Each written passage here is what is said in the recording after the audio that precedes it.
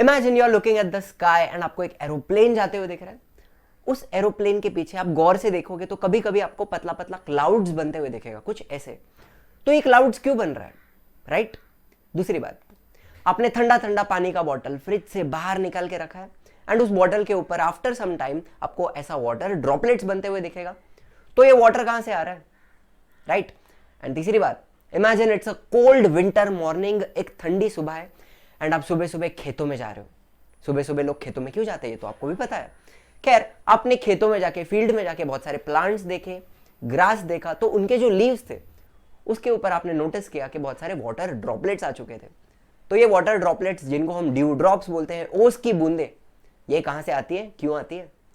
आप इन्हीं सारे सवालों के जवाब के बारे में सोचिए, तब तक मैं थोड़ा खेतों में जाके आता हूं। सबसे बेसिक बात, हमें सबको पता है अर्थ के सरफेस का 71% पानी से भरा हुआ है। About 71% surface of the earth is covered with water, बहुत सारा पानी है इधर। एंड ये पानी because of sunlight, because of the heat from sunlight, ये पानी कॉन्स्टेंटली इवेपोरेट हो रहा है, मतलब वो कन्वर्ट हो रहा है इनटू वाटर वेपर। एंड ये वेपर एटमॉस्फेयर में प्रेजेंट है। देखिए बहुत सारे वाटर मॉलिक्यूल्स हैं, ऐसे ऐसे हिल रहे हैं and they are present in the atmosphere. तो हम क्या बोलेंगे, due to constant evaporation of water, water vapour is always present in the atmosphere. बहुत सारा वाटर वेपर प्रेजेंट है। तो इससे क्या होने वाला है, see, because of the water vapour the air becomes moist. Moist मतलब क्या, गीली। बिकॉज ऑफ वाटर वेपर तुम्हारी हवा गीली हो जाएगी। कैसी हो जाएगी, गीली। एंड इस ही मॉइस्चर को, this moisture present in the atmosphere is called as humidity. तो कोई भी आपको आके पूछे ह्यूमिडिटी क्या है, क्या है humidity? Nothing but the moisture, the water vapour present in the atmosphere, उसको ही ह्यूमिडिटी बोलते हैं। सिंपल। तो इस ह्यूमिडिटी को पकड़ के मैं आपको दो बातें बताऊंगा। कितनी बातें? दो बातें, ध्यान से सुनना। पॉइंट नंबर 1 थोड़ा सा कॉम्प्लेक्स हो सकता है, बहुत ध्यान से सुनेंगे हम मेरे साथ साथ। Point number 1, eight a specific temperature there is a limit on how much water vapor the air can contain. म्हणजे काय, सुनो। मान लो यहां पे टेम्परेचर चल रहा है 20 डिग्री सेल्सियस। अभी कितना टेम्परेचर है, 20 डिग्री सेल्सियस। एंड ये जो एयर दिख रही है आपको स्क्रीन पे, जितनी भी हवा दिख रही है, this much amount of air at 20 degree Celsius can hold only 10 molecules of water. I repeat, इतनी हवा 20 डिग्री सेल्सियस पे 10 मॉलिक्यूल्स ऑफ वाटर होल्ड कर सकती है, बस। देखिए एक्चुअली में तो billions and trillions of water molecules होंगे, लेकिन for the sake of argument, concept समझने के लिए हम 10 मॉलिक्यूल लेके चल रहे हैं। इतनी हवा में 20 डिग्रीज पे सिर्फ 10 मॉलिक्यूल्स होल्ड हो सकते हैं, ये मैक्सिमम लिमिट है, ठीक है।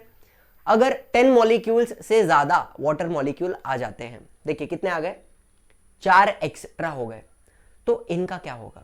Listen, the excess vapour, the excess water molecules will convert into water droplets. तो ये 4 वाटर मॉलिक्यूल जो एक्स्ट्रा आ गए हैं, they will come together, they will condense and form water drops. And वो आपको ग्रास के ऊपर, लीफ के ऊपर ड्यू ड्रॉप्स की तरह दिखने वाले हैं। कहानी समझिए, at a specific temperature there is a limit to how much water vapour air can contain. 20 degrees पे इतनी हवा 10 मॉलिक्यूल्स होल्ड कर सकती है। आपको एक बात बताऊं, अगर हम 30 डिग्रीज पे जाते हैं ना, तो वो लिमिट अलग होगी। एंड अगर हम टेम्परेचर को नीचे लेके आते हैं, 10 डिग्रीज पे आते हैं, तो वो लिमिट अलग होगी। जितना टेम्परेचर ज्यादा होता है उतना ज्यादा वाटर वेपर एयर के अंदर होल्ड किया जा सकता है। एंड जितना टेम्परेचर कम होता है उतना कम वाटर वेपर एयर के अंदर होल्ड किया जा सकता है। तो ये वाटर वेपर होल्ड करने की जो लिमिट है वो किसके ऊपर डिपेंड करती है? टेम्परेचर के ऊपर। ज्यादा टेम्परेचर है तो ज्यादा वाटर वेपर होल्ड होगा, कम टेम्परेचर है तो कम वाटर वेपर होल्ड होने वाला है। कहानी समझ रही है? काफी सिंपल है। दूसरा पॉइंट ध्यान से सुनो, when the air contains maximum possible water vapour, मतलब अभी कितना टेम्परेचर है? 20 डिग्रीज है। 20 डिग्रीज पे 10 मॉलिक्यूल्स प्रेजेंट है, तो कहना इससे यहां पे मैक्सिमम लिमिट पहुंच चुके हैं हम इससे ज्यादा वाटर मॉलिक्यूल्स यहां पे होल्ड हो सकते नहीं है। अगर ज्यादा आ जाते हैं तो क्या हो जाएंगे, कंडेंस होके वाटर ड्रॉप बन जाएंगे। तो this air is called as saturated with vapour at that temperature. ये जो हवा है जहां पे मैक्सिमम पॉसिबल वाटर वेपर आ चुका है, इसको हम बोलेंगे सैचुरेटेड विथ वेपर। सैचुरेटेड मतलब क्या, पूरी तरह भरा हुआ, और इससे ज्यादा वाटर वेपर होल्ड हो सकता नहीं है, सैचुरेटेड है, सिंपल। एंड अगर मान लो 10 नहीं है, सिर्फ 6 मॉलिक्यूल्स हैं, 20 डिग्रीज पे 6 मॉलिक्यूल हैं, तो कैन आई से this is less then the maximum limit. If the vapour contained in the air is less then the maximum limit, इस एयर को हम क्या बोलेंगे, अनसैचुरेटेड एयर। तो ये दो वर्ड्स का मतलब समझ लीजिए, सैचुरेटेड क्या होता है एंड अनसैचुरेटेड क्या होता है। सैचुरेटेड मतलब पूरी तरह भरा हुआ और ज्यादा वाटर वेपर होल्ड नहीं कर सकता है, एंड अनसैचुरेटेड मतलब लेस देन मैक्सिमम लिमिट। यहां तक कहानी समझ में आई? तो यही दो चीजों को यूज करके हम मुद्दे पे आते हैं, पॉइंट पे आते हैं। चलिए, अभी मान लीजिए टेम्परेचर कितना चल रहा है, 40 डिग्रीज चल रहा है। कितना है, 40 डिग्रीज। एंड 40 डिग्रीज पे हमारे पास कितने मॉलिक्यूल्स हैं, 10 मॉलिक्यूल्स हैं। मैंने आपको बताया जितना टेम्परेचर ज्यादा है उतना मैक्सिमम होल्डिंग कैपेसिटी बढ़ जाती है। तो यहां पे ये एयर अनसैचुरेटेड है, 40 डिग्री पे सिर्फ 10 मॉलिक्यूल हैं, तो ये एयर कैसी है, अनसैचुरेटेड है। लेकिन अगर टेम्परेचर कम होता है, धीरे धीरे कम कम कम कम कम होते होते 20 डिग्रीज पे आ जाता है। अब आप ही बताओ, 20 डिग्रीज पे 10 मॉलिक्यूल्स हैं, तो कहना इसे अब हम मैक्सिमम लिमिट पे आ चुके हैं। तो ये एयर सैचुरेटेड एयर हो चुकी है at this point. Are you understanding? हम 40 पे थे, हमने धीरे धीरे ठंडा ठंडा किया एंड 20 पे आए एंड एयर क्या हो गई, सैचुरेट हो गई। तो इस पॉइंट पे जहां पे एयर सैचुरेट हो जाती है, इसको बोलते हैं ड्यू पॉइंट टेम्परेचर। अगर टेम्परेचर और थोड़ा कम होता है तो क्या होगा, ड्यू फॉर्मेशन स्टार्ट हो जाएगा। दिस टेम्परेचर जहां पे एयर सैचुरेट हो गई, इसको बोलेंगे ड्यू पॉइंट टेम्परेचर। समझ रहे हो? तो इसका पूरा डेफिनेशन देखिए कैसा दिखेगा, काफी सिंपल है। Suppose unsaturated air at a certain temperature is taken and its temperature is decreased. मतलब हम 40 पे हैं एंड हम अभी क्या है, अनसैचुरेटेड एयर है, इसको हम ठंडा कर रहे हैं धीरे धीरे धीरे धीरे and we are reaching 20 degrees. A temperature is reached at which the air becomes saturated with vapour. 20 degrees पे एयर सैचुरेट हो गई, तो इस टेम्परेचर को क्या बोलेंगे, this temperature is called as the dew point temperature. समझ रहे हो? स्टार्टिंग में अनसैचुरेटेड एयर है, अगर टेम्परेचर कम होता है तो वो एयर सैचुरेट हो जाती है एंड उस टेम्परेचर को क्या बोलेंगे, ड्यू पॉइंट टेम्परेचर। इसीलिए आपको ड्यू ड्रॉप्स जो हैं, ओस की बूंदे एकदम सुबह सुबह देखने मिलेंगे, एकदम जब टेम्परेचर कम होता है, ठंडा होता है। सिंपल। तो अब तक हमने 10 मॉलिक्यूल 5 मॉलिक्यूल का बात किया। अब आपको मैं एक्चुअल फिगर्स बताता हूं कि कितना वाटर एयर में होल्ड होता है एक्चुअली में। मान लो हम 40 डिग्रीज पे हैं, at 40 degree Celsius, listen, 49 grams of water vapour. कितना? 49 grams of water vapour can be held per kilogram of dry air. 1 kilo हवा में 49 ग्राम्स वाटर वेपर होल्ड किया जा सकता है एट 40 डिग्री सेल्सियस। एंड अगर वही हम धीरे धीरे धीरे धीरे धीरे शाम ढली 20 डिग्रीज पे आ जाते हैं, एट 20 डिग्रीज, तो ये जो 49 ग्राम्स है वो बहुत कम होके 14.7 ग्राम्स पे आ जाता है। तो 20 डिग्रीज पे 1 किलो ड्राई एयर सिर्फ 14.7 ग्राम्स वाटर वेपर होल्ड कर सकता है। तो ये जो वाटर होल्डिंग कैपेसिटी है, वाटर वेपर को होल्ड करने की कैपेसिटी किस पे डिपेंड करती है, टेम्परेचर पे। ज्यादा होगा टेम्परेचर तो ज्यादा वाटर वेपर होल्ड कर सकते हैं, अगर कम टेम्परेचर है तो कम वाटर वेपर होल्ड किया जाएगा। यहां तक बात समझ में आई है? आई होप समझ में आई है। चलिए थोड़ा आगे जाते हैं। ह्यूमिडिटी को मेजर करने के 2 तरीके हैं। पहला तरीका, मान लो कि ये डब्बा पूरा एयर से भरा हुआ है, अंदर पूरी हवा भरी हुई है। एंड कितनी हवा है, what is the volume of the air, 1 metre cube. डब्बे का कैपेसिटी 1 मीटर क्यूब का है, ठीक है। इसके अंदर बहुत सारा वाटर वेपर भी प्रेजेंट है। कितना वाटर वेपर है, what is the mass of the vapour, 80 grams. तो can we say 80 grams of water vapour is present in 1 metre cube of air. तो इसको मैं ऐसे लिख सकता हूं 80 grams of vapour per slash metre cube of air. इसको हम बोलते हैं एब्सोल्यूट ह्यूमिडिटी। एक गिवन वॉल्यूम में कितना mass of water vapour present है ये आपको बताना है। 80 grams per metre cube of air is absolute humidity. Simple है समझने के लिए। एंड दूसरा तरीका देखिए, सेम डब्बे का वॉल्यूम कितना है 1 मीटर क्यूब, डब्बे के अंदर वेपर प्रेजेंट है, मास ऑफ द वेपर कितना है 80 ग्राम्स, लेकिन ये एयर अनसैचुरेटेड है, अभी अनसैचुरेटेड है।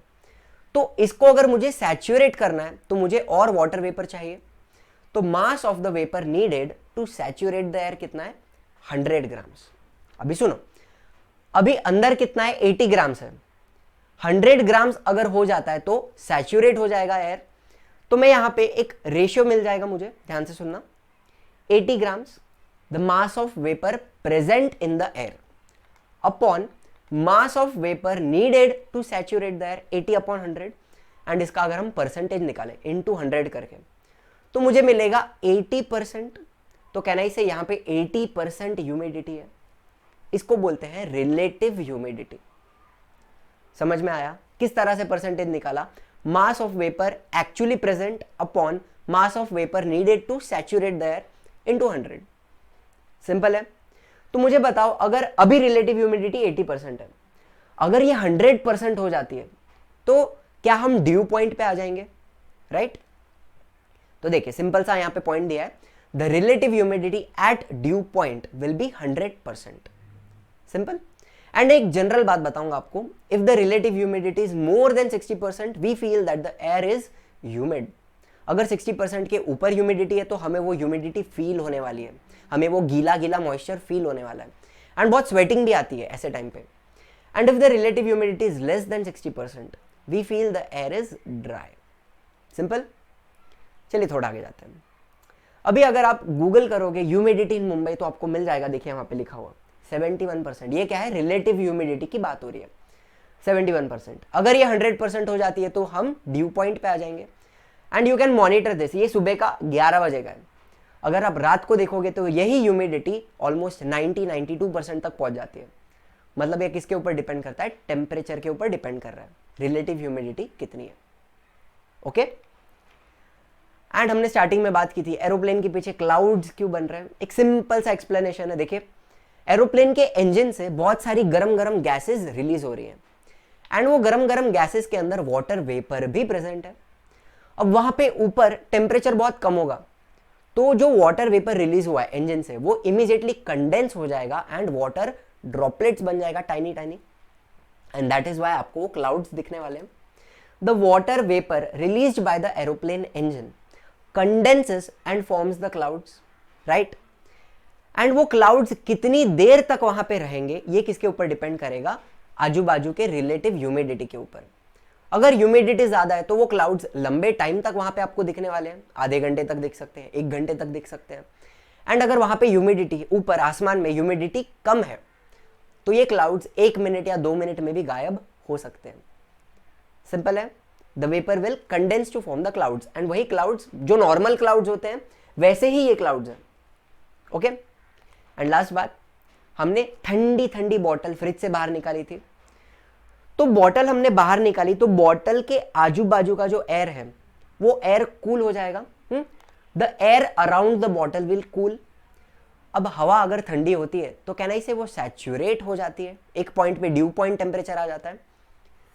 The air will become saturated with water vapour, and वही वेपर बॉटल के ऊपर कंडेंस होके आपको ऐसे ड्रॉप्स के फॉर्म में दिखने वाला है। So the excess water vapour will condense on the water bottle. I hope सारा पॉइंट क्लियर है। पूरी कोशिश की है पढ़ाने की, टॉपिक इतना भी डिफिकल्ट नहीं है, something we experience in a daily life, right?